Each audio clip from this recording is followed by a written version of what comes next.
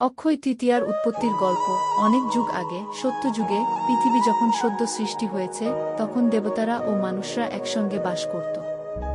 সে সময় মানবজাতির কল্যাণের জন্য বিষ্ণুদেব এক বিশেষ দিন সৃষ্টি করেন, এক শুভ তিথি, যেদিন যে কোনো শুভ কাজ করলে তা চিরকাল অক্ষয়, অক্ষয় যা ক্ষয় হয় না থাকে। এই দিনটিকেই পরে বলা হয় অক্ষয় তৃতীয়া। একদিন রাজর্ষি ভগীরথ মহারাজা স্বপ্নে ব্রহ্মাকে দর্শন পেলেন।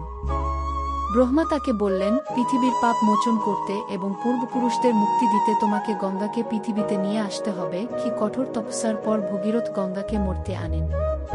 গঙ্গা নদীর প্রথম স্পর্শেই মৃত পূর্বপুরুষরা মুক্তি লাভ করেন। এই মহৎ কর্মটি সংঘটিত হয়েছিল অক্ষয় তৃতীয়ার দিনেই। তাই এই দিনটি পূর্বপুরুষ তর্পণ ও দানধানের জন্য বিশেষ পবিত্র বলে মানা হয়। আবার একটি অন্য কিংবদন্তি বলে, মহাভারতের যুগে যখন পাণ্ডবরা বনবাসী ছিলেন, তখন দ্রৌপদী কষ্টে দিন কাটাচ্ছিলেন।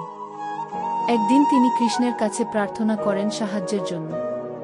কৃষ্ণ তখন তাকে একটি অক্ষয় পাত্র, একটি পাত্র যা কখনো খালি হয় না, দেন, যাতে যে কোনো সময় অন্ন উৎপন্ন হতে পারে। এই অলৌকিক পাত্র পাওয়ার ঘটনাও ঘটেছিল অক্ষয় তৃতীয়ার দিন। তাই অক্ষয় তৃতীয়া ধন, সমৃদ্ধি ও শুভতার প্রতীক হয়ে ওঠে। আরেকটি কথা প্রচলিত, এই দিনেই ভগবান পরশুরাম, বিষ্ণুর ষষ্ঠ অবতার, জন্মগ্রহণ করেছিলেন। তিনি ধর্ম ও ন্যায় প্রতিষ্ঠার জন্য কীর্তিমান হন।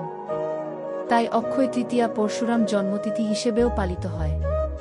কথিত আছে, এই দিনে সূর্য ও চন্দ্র একসঙ্গে তাদের সর্বোচ্চ উজ্জ্বলতায় থাকে, তাই এই দিনটিকে সমস্ত শুভ কাজের জন্য অত্যন্ত উপযোগী মনে করা হয়। বিয়ে, গৃহপ্রবেশ, ব্যবসা শুরু কিংবা কোনো নতুন কর্ম, সবকিছুর জন্য এই দিনকে আদর্শ ধরা হয়। কারণ যা অক্ষয় তৃতীয়ার দিনে শুরু হয় তা চিরকাল টিকে থাকে, এ বিশ্বাস বহু যুগ ধরে চলে আসছে। এভাবেই অক্ষয় তৃতীয়ার দিনটি মানব ইতিহাসে এক পবিত্র ও অম্লান স্মৃতি হয়ে রয়ে গেছে।